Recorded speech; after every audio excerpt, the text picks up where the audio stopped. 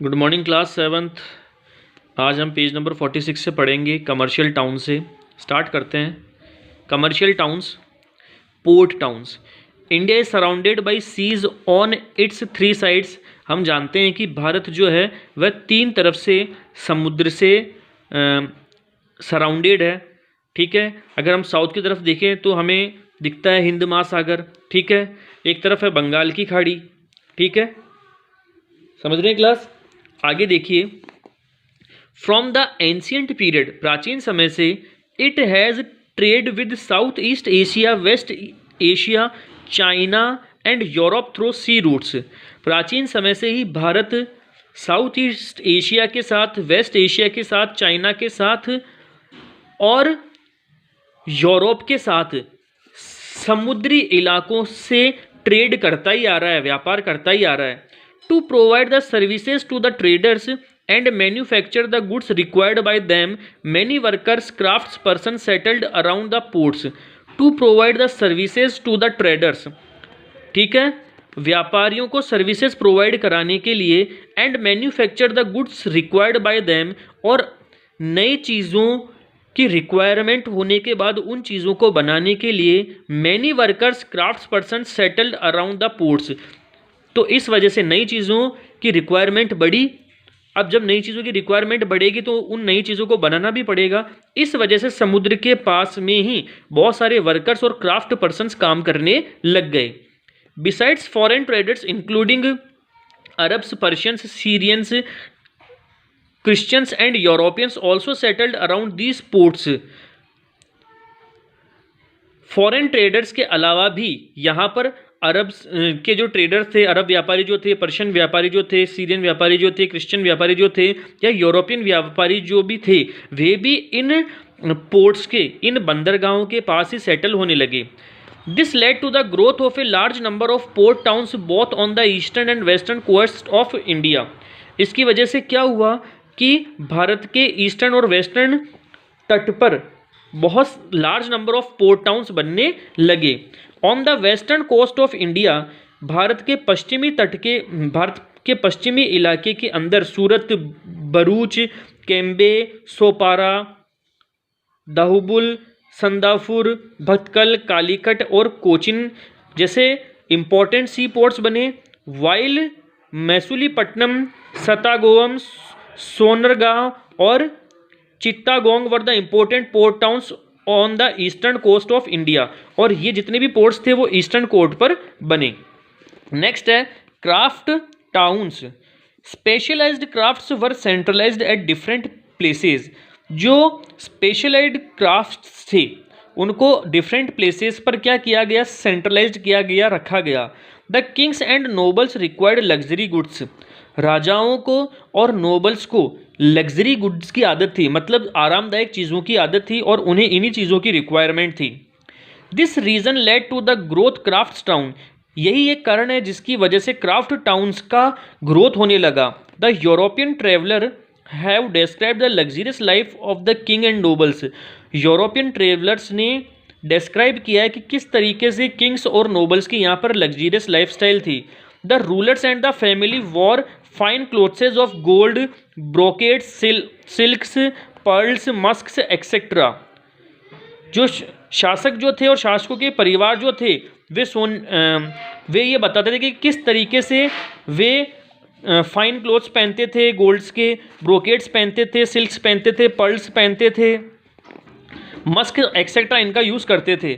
Bernier, a French traveller, mentions shawls as the most important manufacturer of Kashmir. Bernier जो कि एक French traveller था, उसने यह मेंशन किया कि शॉल जो है वो कश्मीर की बहुत अच्छी थी, जिनको यहाँ के नोबल्स और राजा पहना करते थे। Akbar encourage the production of silk and Bengal became a very important centre for raw silk.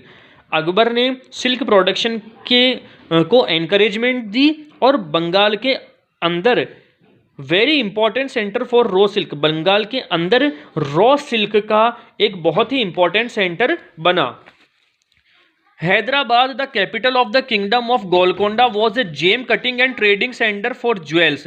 Hyderabad the capital of the kingdom of Golconda. Hyderabad जो कि गोलकोंडा साम्राज्य का राजधानी थी was a gem cutting and trading centre for jewels. ठीक है, वे ज्वेल्स के लिए एक जेम कटिंग और ट्रेडिंग सेंटर बना। Bidar was famous for its beautiful Bidri work. Bidar उसके बिद्री वर्क के लिए फेमस हुआ। आगे देखिए, commercial and trading towns. The increasing industrial atmosphere turned many cities into the hubs of trade, manufacturing and commerce.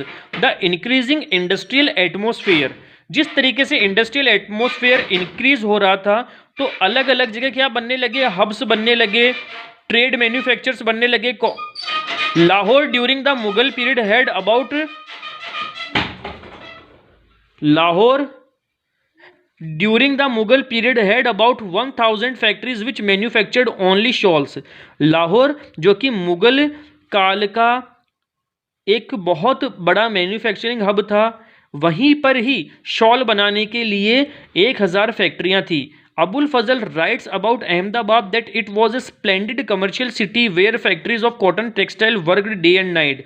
Abul Fazl ने भी अहमदाबाद के लिए लिखा है कि अहमदाबाद एक स्प्लेंडेड सिटी है जहां पर दिन और रात कॉटन टेक्सटाइल्स का काम चलता ही रहता है। The important trading towns of the Mughal period included Banaras, Patna, Rajmahal, Burdwan, Dhaka, Burhanpur. जो इम्पोर्टेंट ट्रेडिंग टाउन्स थे मुगल पीरियड के वो कौन कौन से थे? Banaras, Patna, Rajmahal, Burdwan, Dhaka, Burhanpur. There was a brisk of internal and external trade that existed in the medieval period. Medieval period के अस्तित्व में आने वाले आंतरिक और बाहरी व्यापार का एक तेज था। The internal trade was carried on by rivers and roads. जो इंटरनल जो व्यापार था वो नदियों के थ्रू और सड़कों के थ्रू होता था। India had trade links with other Asian countries and Europe. और India had trade links, India के क्या थे? ट्रेड लिंक्स थे एशियन कंट्रीज के साथ और यूरोप के साथ। Lahore and Multan were the two chief trade centres from where trade was conducted through land routes. Lahore और मुल्तान दो चीफ ट्रेड सेंटर्स थे जहां पर लैंड रूट्स थे ट्रेड के लिए। The trade links were with Kabul and Kashmir, और ट्रेड के लिंक्स काबुल और कश्मीर के अंदर भी थे।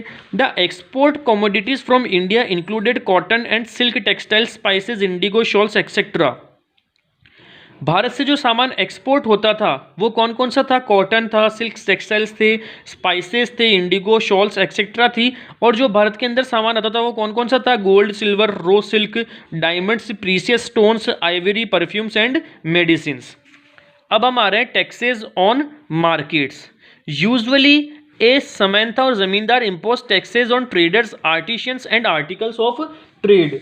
आमतौर पर एक जमींदार ने व्यापारियों के कारीगरों और व्यापार के लेखों पर टैक्स लगाया। They sometimes donated right to collect taxes to local temple authorities. कभी कभी ये क्या करते थे? Local temple authorities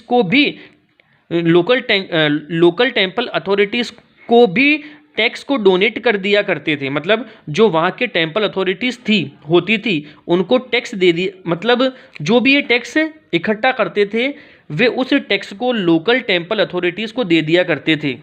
the taxes were collected both in kind and in cash. Tax को दोनों तरह से और नकदी में एकत्र किया जाता था। Traders. The Chinese pilgrim Faxian arrived in India in the 7th century AD.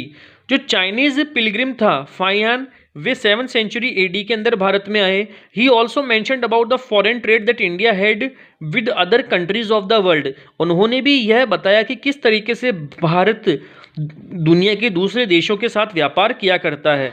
The Arab authors of 9th and 10th centuries also speak of great trade and commerce that India had during the medieval period. 9th और 10th century के अरब authors ने भी इस बारे में साफ बोला है कि भारत के अंदर किस तरीके से व्यापार बढ़ा मेडिवियल पीरियड के अंदर। They describe the parts of India under Rajkuts and Gurjara Pratiharas as great trade centres of those time. उन्होंने ये भी डिस्क्राइब किया कि राजकूट और गुजर प्रतिहार्स उस समय के कैसे बड़े ट्रेड सेंटर्स थे। मतलब इन राजकूट्स और गुजर प्रतिहार्स जहाँ पर शासन करते थे वहाँ की ये बात है। The inscriptions of medieval India refer to towns and markets known as huts which were founded by the various kings to commence trade and commerce. Medieval India के शिलालेख कस्बों और बाजारों को संदर्भित करते हैं जिन्हें हाट कहा जाता है, जिन्हें व्यापार और वाणिज्य के विभिन्न राजाओं द्वारा स्थापित किया गया था. The main items of trade were agricultural and non-agricultural products and horses.